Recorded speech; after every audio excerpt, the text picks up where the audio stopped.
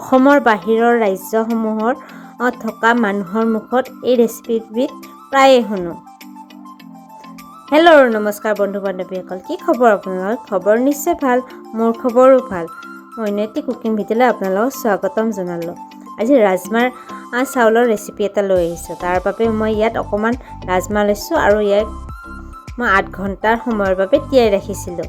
আৰু এতিয়া বইল হ'বৰ বাবে পানী জোখমতে দিছোঁ, নিমখ, তেজপাত আৰু ডালচেনি দি লৈছোঁ।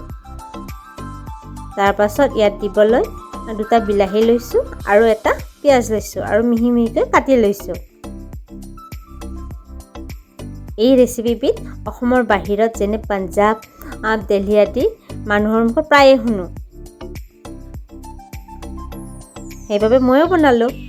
ইয়াত আদা নহৰুখিনি ভালদৰে মই থেতেলিয়াই লৈছোঁ। আপোনালোকে মিক্সাৰত দি ল'ব। ইয়াত দিবলৈ মছলা, জিৰা, ধনিয়া, ৰেড চিলি,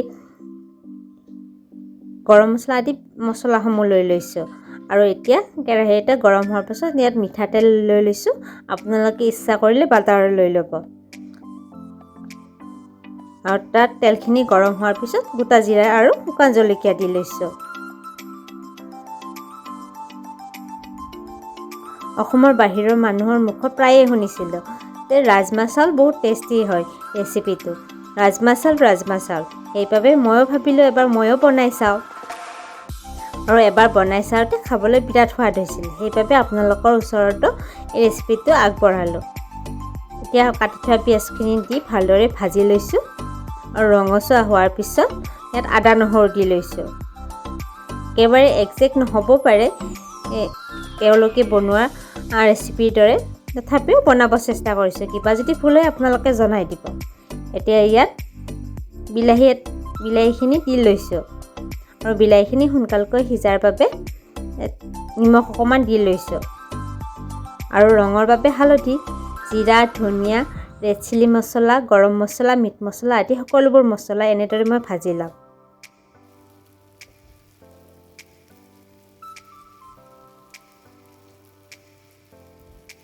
মোৰ ভিডিঅ'বোৰ চাই কেনেকুৱা পায়?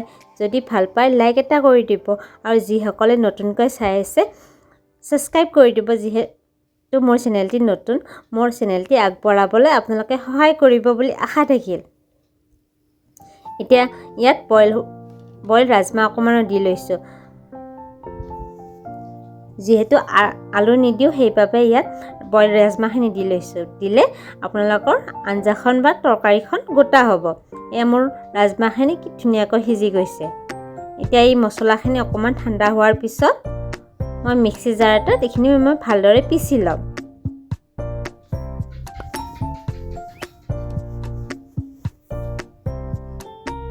এইখিনি মোৰ ধুনীয়াকৈ ধুনীয়া ৰং উঠিছে। এতিয়া অন্য এটা কেৰাহীত মিঠাতেল দি লৈছোঁ। দি পিনে এই মছলাখিনি দিম। এই মছলাখিনিৰে অৰিজিনেল সোৱাদটো আনিব ৰেচিপিটিৰ। এই ৰাজমাৰ ৰেচিপিটো আপোনালোকে ইচ্ছা কৰিলে ৰুটিৰ লগতো খাব পাৰে আৰু জিৰা ৰাইচৰ লগতো খাব পাৰে। বাহিৰৰ মানুহৰ মুখত জিৰা ৰাইচৰ কথা বৰকৈ শুনো। আৰু সৰু ল'ৰা ছোৱালীয়ে নাখালে এনেদৰে এবাৰ বনাই খাই চাব। বিৰাট টেষ্টি আৰু সোৱাদ হয়। এইখিনি ভালদৰে লৰাই ভাজি লৈছোঁ। তাত অকণমান পানী দি লৈছোঁ। এইখিনি ভজা হোৱাৰ পিছত বইল ৰাজমাহখিনি ইয়াত দি লৈছোঁ। এতিয়া ডোখিনি মছলাৰ সৈতে ভালদৰে লৰাই ভাজি লওঁ।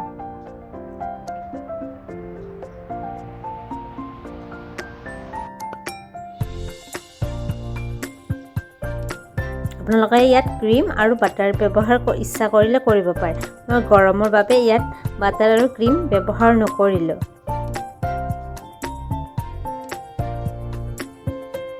এইখিনি ভজা হোৱাৰ পিছত মই কুমহীয়া গৰম পানী পৰিমাণ অনুযায়ী দি লৈছোঁ। এতিয়া মোৰ প্ৰায় হ'বৰে হৈছে ৰাজমাহ ৰেচিপিটো।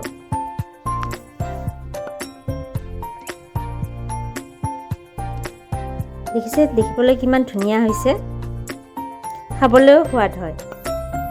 এয়া মোৰ ৰাজমাহ ৰেচিপিটো ৰেডি আৰু মই এয়া গৰম গৰম ভাতৰ লগত খাম। আজি ভিডিঅ'টি চোৱাৰ বাবে আপোনালোক সকলোকে ধন্যবাদ জনালোঁ। আকৌ লগ পাম নতুন ভিডিঅ'ত। বাই বাই, আজিলৈ আহিছোঁ।